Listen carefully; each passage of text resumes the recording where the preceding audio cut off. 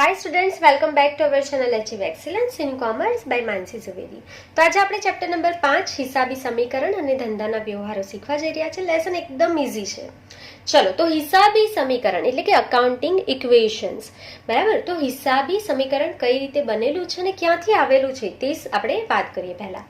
તો સૌથી પહેલા હિસાબી સમીકરણ જે છે એના માટે તમને ખ્યાલ હોવો જોઈએ પાકા સરવૈયાનો, બરાબર। અકાઉન્ટિંગ ઇક્વેશન સમજવા માટે આપણને પાકા સરવૈયાનો ખ્યાલ હોવો જોઈએ। તો જ્યારે પણ આપણે વાર્ષિક હિસાબો તૈયાર કરીએ છીએ, બરાબર, જ્યારે પણ આપણે વાર્ષિક હિસાબો તૈયાર કરીએ છીએ તેના મુખ્યત્વે 3 અંગો છે।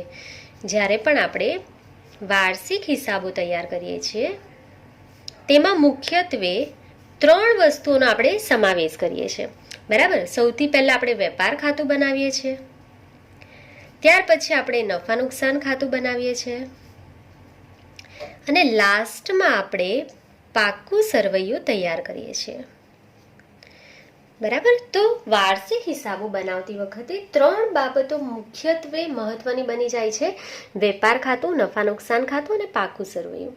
તો મુખ્યત્વે આ જે પાકું સરવૈયું છે એના 2 અંગો છે, બરાબર। તો ખાતાઓની હંમેશા 2 બાજુ હોય, ઉધાર અને જમા। નફા નુકસાન ખાતું છે ઉધાર અને જમા, પણ પાકું સરવૈયું એક પત્રક છે, બરાબર। પાકું સરવૈયું જે છે એક પત્રક છે, તો એની 2 બાજુ ઉધાર અને જમા નથી હોતી। ખાતાની 2 બાજુ હોય છે, ઉધાર જમા, એટલે વેપાર ખાતાની 2 બાજુ આવશે ઉધાર જમા, નફા નુકસાન ખાતાની 2 બાજુ આવશે ઉધાર જમા, પણ પાકા સરવૈયાની 2 બાજુ ઉધાર જમા નહીં આવશે, કારણ કે પાકું સરવૈયું કોઈ ખાતું નથી, એ શું છે? પત્રક છે, બરાબર। ચાલો, તો પાકા સરવૈયામાં મુખ્યત્વે 2 અંગો છે। કયા કયા? સૌથી પહેલી જેની બાજુ આવશે તે છે મૂડી અને દેવા બાજુ, જેને આપણે કહીએ છીએ કેપિટલ એન્ડ લાયબિલિટીઝ। મૂડી એટલે કેપિટલ અને દેવું એટલે આપણી જવાબદારી એટલે કે લાયબિલિટી, અને બીજી બાજુ એની હોય છે મિલકત બાજુ, બરાબર, મિલકત બાજુ। તો તમે ઘણી વાર સાંભળેલું હશે કે પાકા સરવૈયાનો સરવાળો ઇક્વલ આવવો જોઈએ, બેલેન્સ શીટ તમારી ટેલી થઈ જવી જોઈએ, મતલબ બંને બાજુનો સરવાળો પાકા સરવૈયાનો સરખો આવવો જોઈએ, બરાબર। તો આ જ આપણું ઇક્વેશન છે, પાકા સરવૈયાના બંને બાજુનો સરવાળો સરખો જ આવવો જોઈએ। તો એને સમીકરણમાં લખવું હોય તો કઈ રીતે લખી શકીએ? તો આપણે અહીંયા લખીએ છીએ કે હિસાબી સમીકરણ। હિસાબી સમીકરણ તો બંને બાજુનો સરવાળો ઇક્વલ આવશે, એટલે કે મિલકત જે છે, મિલકતો બરાબર જે માલિકની મૂડી છે વત્તા દેવા, મૂડી અને દેવા એ બંનેનો સરવાળો કરો તો એટલો જ સરવાળો મિલકત બાજુનો પણ આવવો જોઈએ। તો તમારું હિસાબી સમીકરણ બની ગયું ને। હવે ને ટૂંકમાં સમજવું હોય તો કઈ રીતે સમજાય? તો મિલકતને આપણે શું કહીએ છીએ? અસેટ્સ। તો અસેટ્સ ઇઝ ઇક્વલ્સ ટુ મૂડી એટલે શું? કેપિટલ પ્લસ લાયબિલિટી, દેવા એટલે શું? જવાબદારી, એને કહેવાય લાયબિલિટીઝ। ચલો, તો હિસાબી સમીકરણને શોર્ટમાં લખવું હોય તો આપણે શું લખીશું? A is equals two C plus L। આપણું હિસાબી સમીકરણ થઈ ગયું એસેટ એટલે કે મિલકતોનો સરવાળો મૂડી અને દેવાના સરવાળા જેટલો જ થાય છે હંમેશા, બરાબર। આ આપણું હિસાબી સમીકરણ છે અને આ કઈ રીતે આવેલું છે? તો પાકા સરવૈયા પરથી આવેલું છે। હંમેશા પાકા સરવૈયાની બંને બાજુનો સરવાળો સરખો થાય છે, ક્લિયર? ચાલો, તો આ સમીકરણ આપણે યાદ રાખી લેવાનું છે, is equals two C plus L, અને દાખલાઓ કઈ રીતે ગણવાના છે એના માટે આપણે શરૂ કરીશું ઉદાહરણ નંબર 1। ઉદાહરણ નંબર 1, નીચેના વ્યવહારોની આમનોંધ લખીને તે વ્યવહારોની અસર સમીકરણ દ્વારા સમજાવો। ચાલો, તો જ્યારે પણ આપણે આ લેસનના દાખલાઓ ગણીશું ત્યારે તમારે ધ્યાન રાખવાનું છે નોટબુકની બંને બાજુ, બંને પેજ જે છે સામ સામે હોય ને તેવા પેજ પર જ આ દાખલો ગણવાનો છે, જેથી તમને કેલ્ક્યુલેશન માટે પ્રોપર જગ્યા મળી રહે, બરાબર। તો અહીંયા મેં ડબલ લાઈન કરેલી છે વચ્ચે, એનો મતલબ જે તમારી નોટબુક છે એની ફર્સ્ટ સાઈડ તમારે આટલા ખાના બનાવવાના છે અને જે સામેની બાજુ છે ત્યાં તમારે 3 ખાના બનાવવાના છે। હવે કઈ રીતે લખેલું છે તો જુઓ, ક્રમ, વ્યવહાર અને આમનોંધ। તમારે એક્ઝામમાં વ્યવહાર લખવાની જરૂર નથી, તમારે ખાલી હેડિંગ આપવાનું છે આમનોંધ, બરાબર। અહીંયા મેં વ્યવહારો લખી દીધા છે જેથી આપણે ક્વેશ્ચનમાં તકલીફ નહીં રહે। તો તમારે ખાલી હેડિંગ આપવાનું છે આમનોંધ, તમારે અહીંયા ખાલી આમનોંધ લખવાની છે। ત્યાર પછી ઉધાર રૂપિયા, જમા રૂપિયા અને અસર, બરાબર। હવે અસર કઈ રીતે લખવાની છે હું તમને દાખલામાં અત્યારે જ શીખવાડી દઈશ, એકદમ ઈઝી છે। ત્યાર પછી પેજ જે છે એની સામેની તરફ તમારે અહીંયા ઇક્વલી 3 પાર્ટ પાડવાના છે। પહેલું છે A, એટલે કે મિલકતો એટલે કે asset is equals to C એટલે કે મૂડી પ્લસ એલ એટલે કે દેવા. A is equals to C plus L. મિલકતોનો સરવાળો મૂડી અને દેવાના સરવાળા જેટલો થઈ જવો જોઈએ. ક્લિયર? ચાલો તો આપણે શરૂ કરીશું. આ રીતે તમારે ખાના ડ્રો કરી લેવાના છે. તો વ્યવહાર નંબર 1, ₹50,000 રોકડા લાવી ધંધો શરૂ કર્યો. 50,000 રોકડ આવશે ધંધામાં, તો તમને આમનો આવડે જ છે. રોકડ આવશે તો રોકડ ખાતે ઉધાર, રોકડ ખાતે ઉધાર. તે કોણ લાવેલું છે? 50,000 રોકડા. તમને ખ્યાલ જ છે, માલિક લાવે છે, અને માલિક જે લાવે તેને શું કહેવાશે? મૂડી. તો તે મૂડી ખાતે માલિક કેટલા રૂપિયા રોકડ લાવેલો છે? 50,000. તો આપણે અહીં લખી લઈશું 50,000 અને જમામાં પણ 50,000. હવે એની અસર એકદમ ઇઝી છે. જુઓ, કોઈ પણ દિવસ ગોખવાનું નથી કોઈ પણ અસરને. જુઓ, રોકડ ખાતે ઉધાર, રોકડ આવેલી છે, માલિક 50,000 રોકડ લાવેલો છે, તો રોકડ વધશે ને, રોકડ વધે છે. અને તે મૂડી ખાતે, તો માલિક જે લાવે તે મૂડી કહેવાશે ને. તો માલિકની મૂડી પણ ધંધામાં વધે છે, તો આપણે અહીંયા લખી લઈશું મૂડી વધે છે. બરાબર. ચાલો, તો માલિક જે પણ રૂપિયા લાવેલો છે એનાથી રોકડ વધશે ધંધામાં અને મૂડી પણ વધે છે. તો આપણે અહીંયા લખી લઈશું રોકડ આપણી મિલકત છે ને, તો આપણા પાસે રોકડ આવેલી છે, તો આપણે અહીંયા લખી લઈશું રોકડ 50,000. આપણા પાસે મિલકત આવી, રોકડ આવી ને 50,000, અને મૂડી પણ માલિકની વધે છે, તો અહીંયા આપણે લખી લઈશું મૂડી કેટલી છે માલિકની? 50,000. દેવા કંઈ નથી એટલે અહીંયા આપણે શું લખી લેવાનું છે? 0. સમજ પડી? હવે અહીંયા એનું ટોટલ મારવાનું છે, ડબલ અંડરલાઈન કરવાની છે. આ રીતે 50,000 બરાબર 50,000 વત્તા 0, અને ચેક કરવાનું છે. આ પેન્સિલથી કામ કરવાનું છે. આટલું થાય એટલે એક આખી લાઈન તમારે ડ્રો કરી લેવાની છે પેન્સિલથી. તો જુઓ, આ ચેક કરવાનું છે. મિલકત એટલે કે 50,000 બરાબર 50,000 વત્તા 0 થઈ ગયો સરવાળો ઇક્વલ. આ ચેક કરવાનું છે, પછી જ આપણે આગળ વધીશું. બરાબર. તો રોકડ પણ વધે છે અને મૂડી પણ વધે છે. તો થઈ ગયો તમારો પહેલો ટ્રાન્ઝેક્શન, એકદમ ઇઝી હતો. ચાલો, ત્યાર પછી નંબર 2, ₹10,000 નું ફર્નિચર ખરીદ્યું. ફર્નિચર ખરીદશો તો ફર્નિચર આવે છે, તો ફર્નિચર ખાતે ઉધાર. આ વ્યવહાર રોકડ છે, તો રોકડ જશે, તો તે રોકડ ખાતે. તો ફર્નિચર કેટલાનું લાવેલા છીએ આપણે? 10,000 રૂપિયાનું. તો આપણે અમાઉન્ટ લખી દઈશું 10,000 રૂપિયા. ફર્નિચર આવે છે, તો આપણે શું લખીશું? ફર્નિચર આવે છે. અને રોકડ શું થશે? જાય છે, એટલે રોકડ ઘટશે, રોકડ ઘટે છે. તો આપણી પાસે ₹50,000 હતા. સમજો, ₹50,000 હતા, એમાંથી 10,000 નું તો ફર્નિચર લઈને આવેલા છો. તો હવે તમારી પાસે 50,000 નથી, કેટલા છે? 40,000 જ બચશે ને. તો એને કઈ રીતે લખવાનું છે? સેકન્ડ ઇનર કોલમમાં લખીશું રોકડ 50,000 માઇનસ ફર્નિચરની ખરીદી કેટલી? 10,000. ઇનર કોલમમાં લખીશું, સેકન્ડ ઇનર કોલમ કહેવાશે આને. બરાબર. તો એના આઉટર કોલમમાં અમાઉન્ટ લખી દઈશું. હવે આપણી પાસે રોકડ ખાલી કેટલી બચેલી છે? 40,000. જુઓ, તમારી પાસે 50,000 હતા, એમાંથી તમે ફર્નિચર ખરીદી લાવ્યા 10,000 નું, તો રોકડ ઘટી. તો હવે રોકડ તમારી પાસે ખાલી 40,000 રૂપિયા જ બચેલી છે. હવે ધ્યાન આપો, અહીંયા તમને કીધેલું છે કે ફર્નિચર આવે છે, તો ફર્નિચર મિલકત છે, મૂડી છે કે દેવું છે? તો ફર્નિચર તમારી મિલકત છે ને, તો મિલકત વધશે. તો અહીંયા આપણે લખીશું ફર્નિચર. હવે ફર્નિચર પણ આવેલું છે કેટલા રૂપિયાનું? 10,000 રૂપિયાનું. તો મૂડી અને દેવામાં કોઈ અસર નથી થવાની. સમજો, મૂડી અને દેવામાં કોઈ અસર નથી થવાની. તો મૂડી એઝ ઇટ ઇઝ લખી લઈશું. માલિકની મૂડી એઝ ઇટ ઇઝ છે કેટલી? 50,000, અને દેવું ધંધામાં નથી. ચાલો, તો આપણી એન્ટ્રી થઈ ગઈ છે. તો ફરીથી આપણે આનો સરવાળો કરીશું. તો 40,000 વત્તા 10,000, મિલકત કેટલાની થઈ ગઈ? 50,000. માલિકની મૂડી પણ કેટલા રૂપિયા? 50,000 વત્તા દેવું કેટલું છે આપણું? 0 રૂપિયા. તો જોઈ લો, પાછું થઈ ગયું 50,000 બરાબર 50,000 વત્તા 0 થઈ ગયું ને. બંને સાઈડ 50,000 ટોટલ છે ને. ક્લિયર? તો આ તમારું વેરીફાઈ થઈ ગયું. તમારે પેન્સિલથી આખી લાઈન ડ્રો કરી લેવાની છે આ રીતે. ક્લિયર? ચાલો, આગળ વધીશું. નંબર 3, ₹12,000 નો માલ રોકડેથી ખરીદ્યો.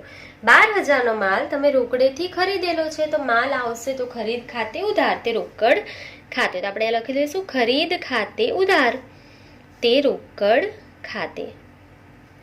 ચાલો, કેટલા રૂપિયાનો માલ ખરીદેલો છે? 12,000. તો આપણે લખી લઈશું 12,000. ચાલો, ખરીદી કરવાથી માલ આવશે. બરાબર. તો આપણે લખી લઈશું માલ આવશે. એટલે કે માલ આવે છે. અને રોકડ શું થશે? જાય છે ને, ધ્યાન આપજો. રોકડ જાય છે તો રોકડ વધશે કે ઘટશે? રોકડ ઘટશે, રોકડ ઘટે છે. બરાબર. ચાલો તો અહીંયા જુઓ, આ રોકડ છે ને ઘટાડો થશે. તમે 12,000નો માલ રોકડેથી ખરીદીને આવ્યા છો, તમારી પાસે 40,000 રૂપિયા છે, તો આપણે ઇનર કોલમમાં લખી લઈશું રોકડ 40,000 જ છે આપણી પાસે. હવે એમાંથી આપણે ખરીદી કરીને આવેલા છે 12,000, તો આપણે માઇનસ કરીશું ખરીદી. આપણે 12,000ની ખરીદી કરીને આવ્યા છે, તો 40,000 માઇનસ 12,000 કરી દો. આઉટર કોલમમાં કેટલા બચશે? હવે આપણી પાસે માત્ર ને માત્ર 28,000 રૂપિયા જ છે. સમજ પડેલી છે? તો તમારી રોકડ ઘટી ગઈ, આની એન્ટ્રી થઈ ગઈ. ત્યાર પછી ફર્નિચર તો એઝ ઇટ ઇઝ જ છે. જુઓ, તમે ખરીદી કરીને આવશો તો ફર્નિચર જતું થોડી રહેશે, ફર્મમાં જ રહેશે ને. તો અહીંયા આપણે એઝ ઇટ ઇઝ અહીંયા ફર્નિચર લખી લઈશું. આપણી પાસે ફર્નિચર છે કેટલા રૂપિયા? 10,000 રૂપિયા. ત્યાર પછી માલ આવે છે. તમે ખરીદી કરીને આવ્યા છો 12,000ની, તો માલ આવે છે ને, તો માલનો સ્ટોક આવે છે, તો આપણા માટે મિલકત છે ને. તમારી પાસે 12,000નો માલ છે, તો માલ અને મિલકત જ કહેવાશે ને. ક્લિયર? તો અહીંયા જ લખીશું સ્ટોક.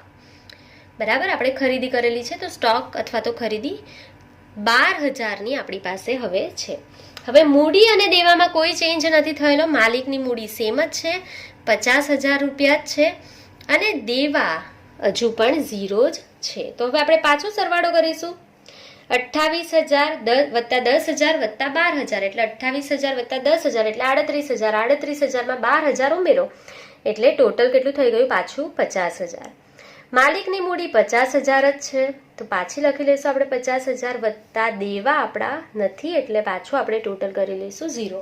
તો ચેક કરી લો, 50,000 બરાબર 50,000 વત્તા 0, તો બંને સાઈડનું ટોટલ ઇક્વલ થઈ ગયું. ક્લિયર?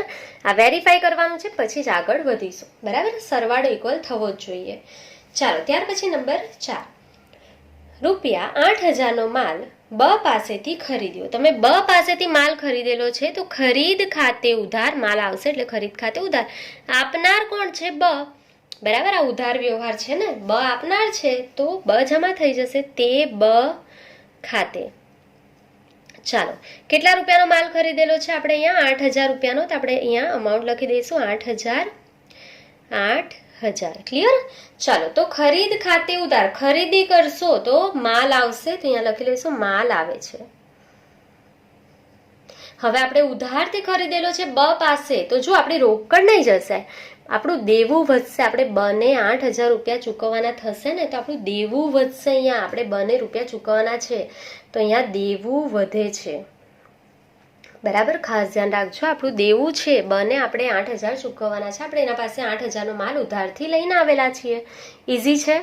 ચાલો, તો આપણે એની એન્ટ્રી કરી દઈશું. રોકડમાં કોઈ ઇફેક્ટ નહીં થશે. રોકડ જેટલી છે એટલી જ છે. હવે આપણી પાસે કેટલી છે અહીંયાથી જોવાનું છે. આઉટર કોલમમાં કેટલી છે આપણી પાસે? હવે 28,000 રૂપિયા છે, તો એટલા જ રૂપિયા અહીંયા રહેશે અત્યારે.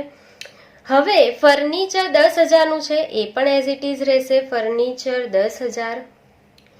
ત્યાર પછી સ્ટોક આપણી પાસે 12,000 છે, પણ એમાં આપણે હજુ ખરીદી કરેલી છે 8,000ની, તો એમાં એડ કરીશું ને. તો સ્ટોક જે છે ઇનર કોલમમાં લખીશું 12,000નો છે, એમાં હજુ આપણે ખરીદી કરીને આવેલા છીએ 8,000. 12,000નો આપણી પાસે ઓલરેડી સ્ટોક હતો, એમાં આપણે ખરીદી કરીને આવેલા છે 8,000. તો હવે આપણી પાસે કેટલા રૂપિયાનો સ્ટોક છે? 20,000 રૂપિયા. ક્લિયર? તો આપણે માલ આવે છે એની એન્ટ્રી કરી લીધી. હવે દેવું વધે છે. દેવું અહીંયા તો મૂડી તો એઝ ઇટ ઇઝ છે, તો મૂડી હું અહીંયા સેમ લખી લઈશ. માલિકની 50,000 છે. હવે આપણું દેવું વધે છે, તો દેવું કોને ચૂકવવાનું છે? બને. તો આપણે અહીંયા લખી લઈશું બ. બને કેટલા રૂપિયા ચૂકવવાના છે? 8,000. તો બનું દેવું થઈ ગયું 8,000 રૂપિયા. સમજ પડી? ચાલો, હવે સરવાળો કરીશું. 28,000 વત્તા 10,000 એટલે 38,000. 38,000 વત્તા 20,000 એટલે અહીંયા કેટલા થઈ જશે? 58,000. તો 58,000 બરાબર માલિકની મૂડીનો સરવાળો 50,000 વત્તા બનું દેવું 8,000 રૂપિયા. તો ચેક કરો, 50,000 વત્તા 8,000 થઈ ગયા 58,000. ઇઝી છે ને? તો મિલકતનો સરવાળો મૂડી અને દેવાના સરવાળા જેટલો થઈ ગયો છે. 50,000 વત્તા 8,000 58,000 આ થઈ ગયું છે. તો જ આપણે હવે આગળ વધીશું. ક્લિયર? ચાલો, તો હવે નેક્સ્ટ જોઈશું નંબર 5. રૂપિયા 7,000નો માલ 10,000 રૂપિયામાં રોકડેથી વેચ્યો. ચાલો, તમે રોકડેથી વેચાણ કરેલું છે. વેચાણ કરેલું છે તો રોકડ આવશે, તો રોકડ ખાતે ઉધાર. રોકડ આવે છે ને, તો રોકડ ખાતે ઉધાર તે રોકડેથી આપણે વેચાણ કરેલું છે, તો રોકડ ખાતે ઉધાર તે વેચાણ ખાતે, તે વેચાણ ખાતે. ચાલો, 7,000 નો માલ હતો, તમે 10,000 વેચેલો છે, તો રોકડ કેટલી આવશે? 10,000 આવશે ને, અને વેચાણ પણ કેટલા રૂપિયાનું થયેલું છે? 10,000 રૂપિયાનું. હવે ખાસ ધ્યાન રાખજો અહીંયા શું કરવાનું છે તે. તો 7,000 નો માલ હતો ને 10,000 આપણે વેચી લીધેલો છે, તો 10,000 રોકડ આવશે, અને રોકડ આવશે તો રોકડ વધે છે, તો અહીં આપણે લખી લઈશું રોકડ વધે છે. અને વેચાણ કરીશું તો માલ ઘટશે ને, વેચાણ કરીશું તો માલ ઘટે છે, જે આપણી પાસે માલ હતો આ સ્ટોક એમાં ઘટાડો થશે ને, બરાબર. ચાલો, તો અહીંયા આપણે શું લખીશું? રોકડ વધવાની છે. આપણી પાસે રોકડ 28,000 છે, જુઓ ઉપર. તો ઇનર કોલમમાં લખીશું રોકડ 28,000. એમાં એડ કરીશું આપણે વેચાણ કરેલું છે, વેચાણ. હવે કેટલા રૂપિયા મળશે? હંમેશા વેચાણ કિંમત મળશે. કેટલા રૂપિયા મળેલા છે આપણને? 10,000. તો 10,000 રૂપિયા આપણને મળેલા છે, તો આપણી પાસે હવે 38,000 રૂપિયા થઈ જશે. સમજ પડી? આપણી પાસે હવે કેટલા રૂપિયા થઈ જશે? અહીંયા 38,000 રૂપિયા. ક્લિયર? હવે અહીંયા ધ્યાન આપજો કે તમારી પાસે ફર્નિચર ઉપરથી લખવાનું છે. ફર્નિચર કેટલું છે? 10,000 એઝ ઇટ ઇઝ રહેશે. ફર્નિચર 10,000 રૂપિયા. સ્ટોક જે છે તે 20,000 નો છે. આઉટર કોલમમાં જોવાનું છે. સ્ટોક 20,000 છે. સ્ટોક 20,000 છે, તેમાં ઘટાડો થશે. આપણે વેચાણ કરેલું છે ને, વેચાણ. પણ અહીંયા જો તમે 10,000 માઇનસ કરશો તો તમારી ભૂલ પડી જશે. ખાસ અહીંયા ધ્યાન રાખજો. આપણે અહીંયા વેચાણ કરેલું છે, પણ વેચાણ માલ કેટલાનો હતો? ખાલી 7,000 નો જ હતો. સ્ટોક 7,000 નો છે, તો વેચાણની મૂળ કિંમત અથવા પડતર કિંમત લખજો. માઇનસ કરવાના માત્ર ને માત્ર 7,000 છે. 10,000 માઇનસ કરવાના નથી, બરાબર. એ સ્ટોકની કિંમત 7,000 રૂપિયા જ હતી, તો 7,000 નો સ્ટોક જ ઓછો થશે ને. તો હવે તમારી પાસે કેટલા રૂપિયાનો સ્ટોક બચેલો છે? 13,000 રૂપિયા. ક્લિયર? તો અહીંયા તમારે સમજવાની જરૂર છે. અહીંયા 10,000 માઇનસ કરવાના નથી. તો તમે ધ્યાન આપો. તો એક એન્ટ્રી આપણે 10,000ની કરેલી છે ઉપર, અને બીજી 7,000ની. તમે 7,000 નો માલ 10,000 રૂપિયામાં વેચો છો, તો તમને 3,000 રૂપિયા નફો થયો છે. આ નફો કોનો છે? તો નફો હંમેશા કોનો હોય? માલિકનો. ધ્યાન આપજો જે હું કહું છું. નફો પણ માલિકનો, નુકસાન થાય તો નુકસાન પણ માલિકનો. ક્લિયર? તો હવે માલિકની મૂડીમાં અહીંયા બદલાવ થશે. તો મૂડી માલિકની 50,000 છે. હવે વત્તા નફો થયો ને, વત્તા નફો. 7,000 નો માલ હતો, તમે 10,000 વેચી લીધો, તો 10,000 માઇનસ 7,000. 10,000 માઇનસ 7,000, તો નફો થયો માલિકને 3,000. અને બનું દેવું જે છે, દેવું એ એઝ ઇટ ઇઝ છે. આપણે હજુ એને ચૂકવેલા નથી, તો એને 8,000 ચૂકવવાના દેવાના છે જ. ક્લિયર? ચાલો, તો હવે આપણે 3 એન્ટ્રી કરેલી છે. એક નફાની એન્ટ્રી, એક અહીંયા 10,000 વેચાણ કરવાથી રોકડ વધશે, અને સ્ટોક માઇનસ થશે, પણ કેટલા? મૂળ કિંમતથી માઇનસ થશે 7,000 રૂપિયા. ક્લિયર? બાકીનો જે ડિફરન્સ છે તે આપણો નફો કહેવાશે, અને જો આપણે લોસમાં વેચેલું હતું તો નુકસાન પણ માલિકનું કહેવાશે. અહીંયાથી માઇનસ થશે. ક્લિયર? ચાલો, તો હવે આપણે અહીંયા એનો સરવાળો કરી લેવાનો છે. તો 38,000 વત્તા 10,000 48,000, 48,000 વત્તા 13,000, એટલાનો સરવાળો કેટલો થઈ ગયો? અહીંયા 61,000 બરાબર. 50,000 વત્તા 3,000 એટલે કેટલા થઈ ગયા? અહીંયા 53,000 વત્તા 8,000 બનું દેવું. તો સરવાળો આપણે ચેક કરી લઈએ. 53,000 વત્તા 8,000 થઈ ગયા 61,000. 53,000 વત્તા 8,000 એટલે 61,000. તો અહીંયા તમારો ક્વેશ્ચન નંબર જે 5 છે, વ્યવહાર 5, તે કમ્પ્લીટ થઈ ગયો છે. ક્લિયર? ચાલો, તો નેક્સ્ટ પેજ પર જઈશું આપણે હવે. ચાલો, નંબર 6, ₹6,000 મજૂરીના ચૂકવ્યા. તો આપણે અહીંયા મજૂરી ચૂકવેલી છે, તો મજૂરી ખર્ચ છે, મજૂરી ખાતે ઉધાર, અને 6,000 આપણે ચૂકવેલા છીએ, તો રોકડ જાય છે, તો તે રોકડ ખાતે. કેટલા રૂપિયા આપણે મજૂરી ચૂકવેલી છે? 6,000. તો આપણે અહીંયા લખી લઈશું 6,000. મજૂરી ચૂકવશો તો મજૂરી ખર્ચ છે, અને ખર્ચ હંમેશા કોનો હોય? માલિકનો જ હોય. ધ્યાન રાખજો. આવક થાય તો પણ માલિકની, ખર્ચ થાય તો પણ માલિકનો, નુકસાન થાય તો પણ માલિકનું, નફો થાય તો પણ માલિકનો. તો મજૂરી ખર્ચ છે, અને ખર્ચ કોનો છે? માલિકનો છે, અને મૂડી ઘટશે. ખર્ચ ચૂકવશો તો માલિકની મૂડી ઘટે છે. ખાસ ધ્યાન રાખજો. અને રોકડ ચૂકવી 6,000 તો રોકડ પણ ઘટશે, રોકડ ઘટે છે. ચાલો, તો હવે આપણને 5મા નંબરના ટ્રાન્ઝેક્શનની રકમ જોઈશે. તો આપણે આગળનું જે આપણું પ્રીવિયસ પેજ છે એને અહીંયા હું મૂકી દઉં છું. તો અહીંયા રોકડ જે છે આપણી લાસ્ટમાં કેટલી હતી? 38,000. તો અહીંયા આપણે લખી લઈશું રોકડ, ઇનર કોલમમાં લખીશું 38,000 એટલે કે 38,000. એમાં અહીંયા તમને કીધેલું છે આપણે 6,000 ચૂકવેલા છે, તો અહીંયા માઇનસ મજૂરી 6,000. 38,000 આપણી પાસે રોકડ હતી, તેમાંથી આપણે 6,000 મજૂરીના ચૂકવી દીધા. તો હવે આપણી પાસે રોકડ કેટલી બચેલી છે? 32,000 રૂપિયા. ક્લિયર? ચાલો આગળ જોઈશું. અહીંયા ફર્નિચર એઝ ઇટ ઇઝ લખી લઈશું 10,000 રૂપિયા. ફર્નિચર 10,000 રૂપિયા છે આપણી પાસે. ત્યાર પછી સ્ટોક 13,000 રૂપિયા છે, તો આપણે લખી લઈશું સ્ટોક 13,000 રૂપિયા. ક્લિયર? ચાલો, ત્યાર પછી માલિકની મૂડી. હવે અહીંયાથી ટોટલ જે છે તે લખી લઈએ છીએ આપણે 53,000. માલિકની મૂડીનું ટોટલ. હવે મૂડી કેટલી થઈ ગઈ? 53,000. તો અહીંયા લખી લઈશું મૂડી 53,000. બરાબર. હવે આ મૂડી જે છે તેમાં મજૂરી ચૂકવેલી છે 6,000. તો માલિકને ખર્ચ થયો તો મજૂરી ચૂકવાઈ ગઈ છે આમાંથી 6,000. બરાબર. ચાલો, તો દેવું ખાલી માત્ર લખવાનું બાકી છે. તો દેવું બનું એઝ ઇટ ઇઝ છે 8,000 રૂપિયા. બરાબર. તો આપણે આગળનો જે વ્યવહાર છે લાસ્ટ તેમાંથી આ એન્ટ્રી કરી લીધી છે. તો હવે એકવાર પાછું વેરીફાઈ કરી લઈએ. માલિકની મૂડી ઘટે છે 6,000, આપણે ઘટાડો કરી લીધો, અને રોકડ ઘટે છે તો રોકડમાં પણ આપણે 6,000 માઇનસ કરી દીધા છે. તો હવે માત્ર ને માત્ર એનો સરવાળો કરવાનો છે. તો કરી લઈશું 32,000 વત્તા 10,000 42,000, 42,000 વત્તા 13,000 એટલે અહીંયા તમારો આન્સર કેટલા આવી જશે? 55,000. તો અહીં આપણે લખી લઈશું 55,000 બરાબર 53,000 વત્તા 6,000 એટલે સરવાળો કેટલો થઈ જશે? અહીંયા 53,000 માઇનસ કરવાના છે 6,000. મજૂરી માઇનસ થશે એટલે અહીંયા તમારો કેટલો આવી જશે આન્સર? 47,000 વત્તા બનું દેવું એઝ ઇટ ઇઝ છે 8,000 રૂપિયા. તો 47,000 વત્તા 8,000 એટલે થઈ ગયા 55,000. ક્લિયર? તો આ વેરીફાઈ થઈ ગયું છે. મિલકતનો સરવાળો મૂડી અને દેવાના સરવાળા જેટલો થઈ ગયો છે. ક્લિયર? ચાલો, તો હવે આપણે આગળ વધીશું.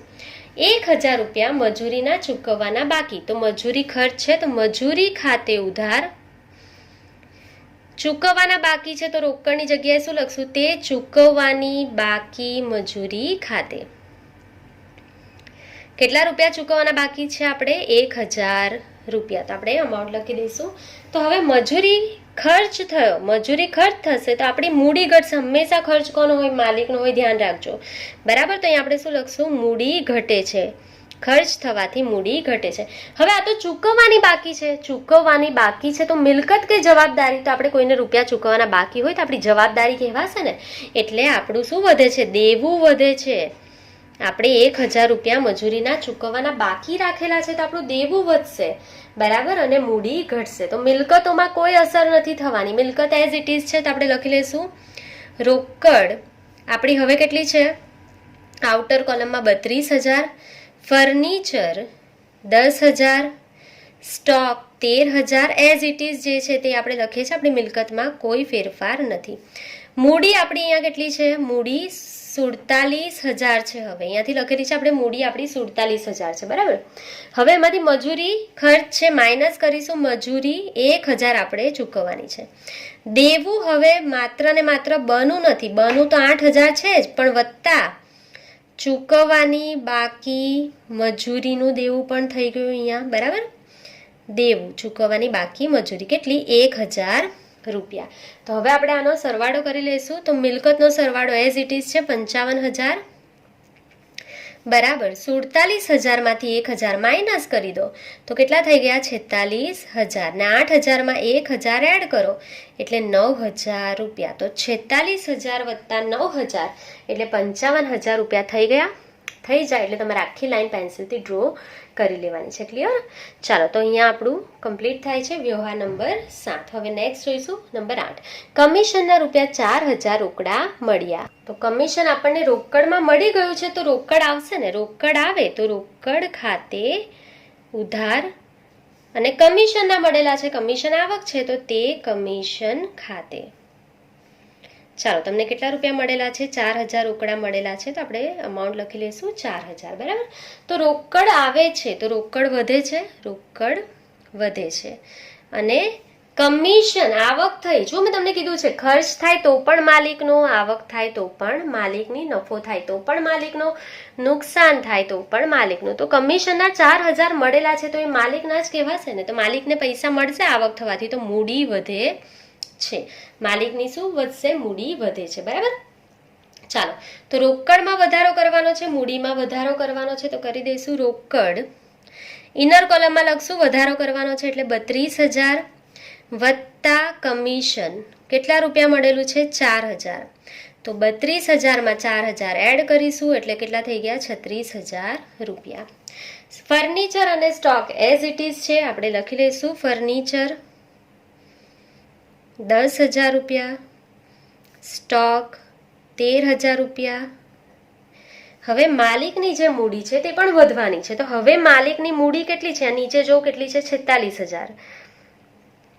એમાં કમિશન મળવાનું છે એટલે વધારો થયો તો આપણે અહીંયા લખી લઈશું કમિશન. માલિકને કેટલું કમિશન મળેલું છે? 4,000. તો અહીંયા આપણે લખી લઈશું 4,000. દેવું એઝ ઇટ ઇઝ છે તો આપણે લખી લઈશું દેવું બને ચૂકવવાના છે 8,000 અને દેવું ચૂકવવાની બાકી મજૂરી 1,000.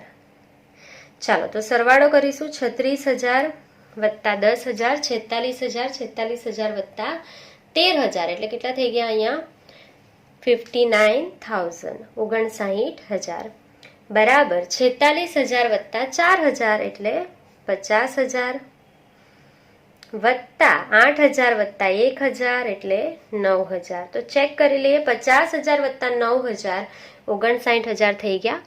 ક્લિયર? તો અહીંયા કમ્પ્લીટ થઈ ગયું છે તમારું A = C + L થઈ ગયું છે. આ વેરીફાઈ થાય પછી જ આપણે આગળ વધવાનું છે. ચાલો, નંબર 9. ડિવિડન્ડના ₹9,000 મળવાના બાકી છે. ડિવિડન્ડ મળવાનું બાકી છે તો આપણા માટે મિલકત છે ને, તો ઉધાર કરીશું. તો મળવાના બાકી ડિવિડન્ડ ખાતે ઉધાર, તે ડિવિડન્ડ ખાતે, તે ડિવિડન્ડ ખાતે. ડિવિડન્ડ આપણા માટે આવક છે ને, મળવાનું બાકી છે એટલે મિલકત છે. મિલકત હંમેશા ઉધાર જ થાય અને જવાબદારી હોય તો આપણે અહીંયા જમા કરેલું ને ચૂકવવાની બાકી મજૂરી. ક્લિયર? ચાલો, કેટલા રૂપિયા આપણને મળવાના છે? 9,000 રૂપિયા. 9,000 રૂપિયા આપણને મળવાના છે. જો તમને પૈસા મળવાના હોય તો આપણું લેણું વધશે. જો આપણે ચૂકવવાના હોય તો દેવું વધે છે. આપણે લેવાના હોય તો લેણું વધે છે. આપણે ડિવિડન્ડના લેવાના છે 9,000 તો આપણું લેણું વધ્યું. બરાબર. આ રૂપિયા શેના છે? ડિવિડન્ડના. આવક છે આપણી તો કોની કહેવાશે? માલિકની કહેવાશે ને. તો માલિકની મૂડી વધે છે. ખાસ ધ્યાન રાખજો, આવક થઈ છે એટલે માલિકની મૂડી વધે છે. તો આપણું લેણું એટલે કે આપણી મિલકત વધે છે. લેણું શું છે? કોઈ પાસે રૂપિયા લેવાના હોય તો મિલકત છે ને, તો મિલકત વધે છે, મૂડી વધે છે, દેવામાં કોઈ અસર થશે નહીં. બરાબર. ચાલો, તો રોકડ આપણે લખી લઈશું એઝ ઇટ ઇઝ છે. રોકડ આપણી પાસે કેટલી છે? 36,000. આઉટર કોલમમાંથી લખવાની છે. ફર્નિચર આપણી પાસે છે 10,000 રૂપિયા. સ્ટોક આપણી પાસે છે 13,000 રૂપિયા.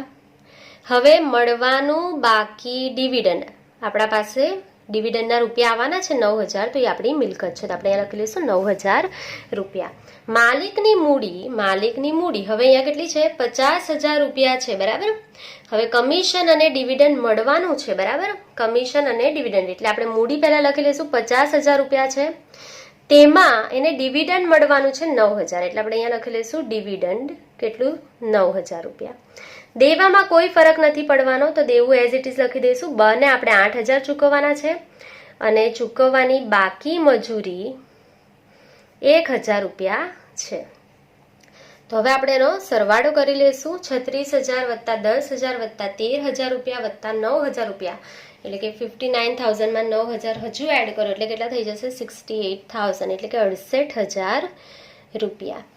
ચાલો, 50,000 વત્તા 9,000 એટલે કેટલા થઈ જશે? અહીંયા 59,000 અને 8,000 વત્તા 1,000 એટલે કેટલા થઈ જશે? 9,000 રૂપિયા. તો 9,000 રૂપિયા વત્તા 59,000 રૂપિયા કરો એટલે 68,000 રૂપિયા થઈ જશે. બરાબર. તો તમારું A = C + L અહીંયા ચેક થઈ ગયું છે. બરાબર. ચાલો, તો 9 નંબર સુધીના ટ્રાન્ઝેક્શન આપણા કમ્પ્લીટ થાય છે. નેક્સ્ટ પેજ પર જઈશું આપણે. નંબર 10. ₹8,000નું યંત્ર ખરીદ્યું. 8,000નું યંત્ર ખરીદશો તો યંત્ર આવશે ને. યંત્ર આવે તો યંત્ર ખાતે ઉધાર. યંત્ર ખરીદેલું છે, વ્યવહારમાં વ્યક્તિનું નામ નથી, રોકડ શબ્દનો ઉલ્લેખ નથી, તો આ વ્યવહાર કયો વ્યવહાર થશે? રોકડ વ્યવહાર. રોકડ જાય તો રોકડ ખાતે જમા. તે રોકડ ખાતે કેટલા રૂપિયા? 8,000 રૂપિયા. તો અસર શું આવશે? યંત્ર આવે તો મિલકત વધે ને, યંત્ર આવશે એટલે મિલકત વધી. અને રોકડ ચૂકવી છે તમે તો રોકડ ઘટે છે. રોકડ ઘટશે અને મિલકત વધશે. આ બંનેમાં કોઈ અસર નથી. મૂડી અને દેવું એઝ ઇટ ઇઝ રહેશે. તો આપણે આગળ જે આપણે કેલ્ક્યુલેશન કર્યું છે નંબર 9નું તે અહીંયા જોઈ લઈશું અને એના આધારે લખતા જઈશું. તો રોકડ આપણી પાસે કેટલી છે? 36,000. આપણે ઇનર કોલમમાં લખીશું 36,000 રૂપિયા. માઇનસ આપણે યંત્ર ખરીદેલું છે 8,000નું એટલે 8,000 માઇનસ કરી દઈશું. તો યંત્રના આપણે 8,000 ચૂકવેલા છે. 36,000 માઇનસ 8,000 એટલે 28,000 રોકડ રહેશે. ફર્નિચર એઝ ઇટ ઇઝ છે તો આપણે અહીંયા લખી લઈશું ફર્નિચર. કેટલા રૂપિયા છે? 10,000 રૂપિયા. સ્ટોક આપણી પાસે છે 13,000 રૂપિયા. આપણે લખી લઈશું સ્ટોક 13,000 રૂપિયા. મળવાનું બાકી ડિવિડન્ડ છે 9,000 રૂપિયા. અને યંત્ર આવશે, મિલકત વધીને તો અહીંયા આપણે લખવું પડશે હવે યંત્ર કેટલા રૂપિયાનું આવેલું છે? 8,000 રૂપિયાનું. તો અહીંયા યંત્ર પણ લખી લઈશું 8,000 રૂપિયા. બરાબર. ચાલો ત્યાર પછી અહીંયા હવે મૂડી આપણે જોઈને લખતા જઈશું. મૂડી, માલિકની મૂડી કેટલી છે? અહીંયા ટોટલ લખી લઈશું 59,000. અને દેવું સેમ છે. દેવું બને આપણે ચૂકવવાના છે 8,000 અને દેવું ચૂકવવાની બાકી મજૂરી 1,000 રૂપિયા. તો આગળથી આપણે જોઈને લખી લીધું છે. ચાલો તો હવે સરવાળો કરી લઈશું. તો જો અહીંયા 8,000નું યંત્ર ખરીદ્યું એટલે રોકડ આપણી ઘટેલી છે અને અહીંયા યંત્રમાં એડ કરેલા છે એટલે આનો સરવાળો પાછો કેટલો થઈ જશે? સેમ જ થઈ જશે. આગળ કેટલો હતો? 68,000. એટલો જ અહીંયા એનો સરવાળો થઈ જશે. તો 68,000 બરાબર 59,000 વત્તા 8,000 વત્તા 1,000 એટલે 9,000. તો પાછું 59,000 વત્તા 9,000 એટલે થઈ ગયા 68,000. તો A = C + L થઈ ગયું છે. આ ચેક કરવાનું છે. પછી આખી લાઈન તમારે પેન્સિલથી ડ્રો કરી લેવાની છે. ક્લિયર? ચાલો આગળ જઈશું. નંબર 11. ₹25,000ની જમીન રાધા પાસેથી ખરીદી. તમે જમીન ખરીદેલી છે, જમીન મિલકત છે, મિલકત આવે તો ઉધાર. તો જમીન આવે છે તો જમીન ખાતે ઉધાર. કોના પાસે ખરીદી? રાધા પાસે. તો વ્યવહારમાં વ્યક્તિનું નામ હોય અને રોકડ શબ્દનો ઉલ્લેખ નહીં હોય તો વ્યવહાર કયો કહેવાય? શાખ એટલે કે ઉધારનો. તો જમીન આપનાર કોણ છે? રાધા. તો તે રાધા ખાતે. કેટલા રૂપિયાની જમીન ખરીદેલી છે? 25,000ની. તો આપણે લખી લઈશું 25,000 રૂપિયા. તો જમીન આવે છે તો મિલકત આવે છે ને, તો મિલકત વધે છે. અને રાધા આપનાર છે. રાધાએ આપણને 25,000 રૂપિયાની જમીન આપેલી છે. આપણે એને 25,000 રૂપિયા આપવાના થયા. તો આપણે આપવાના હોય કોઈને પૈસા તો મિલકત કે દેવું? તો આપણે કોઈને રૂપિયા આપવાના છે તો એ આપણી જવાબદારી છે. તો આપણું દેવું વધે છે. દેવું વધે છે. સમજ પડી ગઈ? તો આપણી મિલકત વધશે અને દેવું વધશે. મૂડી એઝ ઇટ ઇઝ રહેશે. તો ઉપરથી બધી જ વસ્તુઓ લખી લઈશું. હવે આપણી પાસે રોકડ છે. આઉટર કોલમમાંથી લખવાની છે. હવે આપણી પાસે 28,000 રૂપિયા છે. ફર્નિચર છે આપણી પાસે 10,000 રૂપિયા. સ્ટોક છે આપણી પાસે 13,000 રૂપિયાનો. મળવાનું બાકી ડિવિડન્ડ છે 9,000 રૂપિયા. યંત્ર છે આપણી પાસે 8,000 રૂપિયાનું. હવે આપણી પાસે જમીન પણ આવી ગઈ છે 25,000 રૂપિયાની. ક્લિયર? ચાલો હવે અહીંયા આપણી મૂડી સેમ છે. મૂડીમાં કંઈ જ ફેરફાર નથી કરવાનો. 59,000. દેવું વધી ગયું. દેવું આપણી પાસે બનું હતું 8,000. દેવામાં ચૂકવવાની બાકી મજૂરી છે 1,000. હજુ હવે આપણે દેવું કરેલું છે રાધાને ચૂકવવાના છે કેટલા? 25,000 રૂપિયા. ક્લિયર? ચાલો તો આપણે આનો સરવાળો કરી લઈશું. 28,000 વત્તા 10,000 વત્તા 13,000 વત્તા 9,000 વત્તા 8,000 વત્તા 25,000 એટલે 93,000 રૂપિયા. મૂડી આપણી એઝ ઇટ ઇઝ છે 59,000 રૂપિયા વત્તા 25,000 વત્તા 1,000 વત્તા 8,000 એટલે 25,000 વત્તા 9,000 એટલે કેટલા થઈ ગયા? 34,000 34,000. ચાલો તો ચેક કરી લઈએ આપણે. 59,000 પ્લસ 34,000 એટલે આવી ગયો આપણો સરવાળો 93,000. એકવાર હું સરવાળો વેરીફાઈ કરી લઈશ. 28,000 10,000 13,000 9,000 8,000 અને 25,000. એટલે 93,000. બરાબર. ચાલો, તો A is equals two C plus L થઈ ગયેલું છે. તો હવે આપણે આગળ વધીશું. લાસ્ટ આપણો વ્યવહાર નંબર 12. ₹20,000ની બેંક લોન લીધી અને રોકડા ઉપાડ્યા. તો બેંક લોન લઈને આવશો અને રોકડ આવશે ને, રોકડા ઉપાડી લાવેલા છે, રોકડ આવે છે, તો રોકડ આવશે તો રોકડ ખાતે ઉધાર તે બેંક લોન ખાતે. બેંકે આપણને લોન આપેલી છે, બરાબર. કેટલા રૂપિયાની? 20,000 રૂપિયાની આપણે લોન લઈ આવ્યા છે. તો રોકડ વધશે ને, રોકડ વધે છે. અને લોન લઈને આવેલા છો તો લોન આપણી મિલકત છે કે જવાબદારી છે? તો ઓબ્વિયસલી આપણે લોનના રૂપિયા ચૂકવવાના છે, તો આપણા માટે જવાબદારી છે ને. તો જવાબદારી વધે છે એટલે કે આપણું દેવું વધે છે. ઇઝી છે. તો આપણે રોકડમાં વધારો કરીશું, દેવામાં વધારો કરીશું, મૂડીમાં કોઈ પણ ફેરફાર કરવાનો નથી. તો રોકડ વધારી દઈશું. રોકડ આપણી પાસે 28,000 રૂપિયા જ છે. એમાં લોન લઈને આવેલા છો 20,000, તો વધશે ને. 28,000 વત્તા 20,000. હવે આપણી પાસે રોકડ થઈ ગઈ 48,000 રૂપિયા. ફર્નિચર, સ્ટોક, આ બધી વસ્તુ એઝ ઇટ ઇઝ જ રહેશે. લોન લેવાથી ફર્નિચર બદલાઈ નહીં જશે. ફર્નિચર 10,000નું છે. સ્ટોક આપણી પાસે 13,000નો છે. હજુ મળવાનું બાકી આપણે ડિવિડન્ડ હજુ 9,000 છે. યંત્ર આપણી પાસે 8,000નું છે. જમીન આપણી પાસે 25,000 રૂપિયાની છે. બરાબર. મૂડીમાં કોઈ ફેરફાર કરવાનો નથી. મૂડી આપણી પાસે 59,000 છે. બરાબર. પણ દેવામાં વધારો થશે. તો દેવું આપણે બને ચૂકવવાના છે 8,000. આપણે દેવું ચૂકવવાની બાકી મજૂરી 1,000 રૂપિયા ચૂકવવાના છે. રાધાને જમીનના 25,000 ચૂકવવાના છે. અને હજુ હવે આપણે ચૂકવવાના છે બેંક લોનના 20,000 રૂપિયા. બેંક લોન 20,000 રૂપિયા. બરાબર. ચાલો, તો સરવાળો કરી લઈશું આનો. 93,000 પ્લસ 20,000 ડાયરેક્ટ કરી લઈશું. એટલે અહીંયા સરવાળો કેટલો થઈ જશે આનો? 1,13,000 બરાબર 59,000 વત્તા 34,000 વત્તા 20,000 એટલે 54,000. તો 54,000 વત્તા 59,000 કરીશું. ચેક કરી લઈશું. 54,000 વત્તા 59,000 એટલે આવી ગયા 1,13,000. ચેક કરી લો. તો A is equal to C plus L થઈ ગયું છે ને. તો આ વેરીફાઈ કરવાનું છે. આખી લાઈન અહીંયા ડ્રો કરવાની છે પેન્સિલથી. આ તમારો ઉદાહરણ નંબર 1 આજે કમ્પ્લીટ થઈ ગયો છે. એકદમ ઇઝી વ્યવહાર છે. કોઈ પણ પ્રોબ્લેમ તમને થશે નહીં. જો તમને કોઈ પણ ડાઉટ્સ હોય તો તમે કોમેન્ટ સેક્શનમાં કોમેન્ટ કરી શકો છો. તો આજના માટે બસ આટલું જ. Thank you for watching. Keep learning. Take care.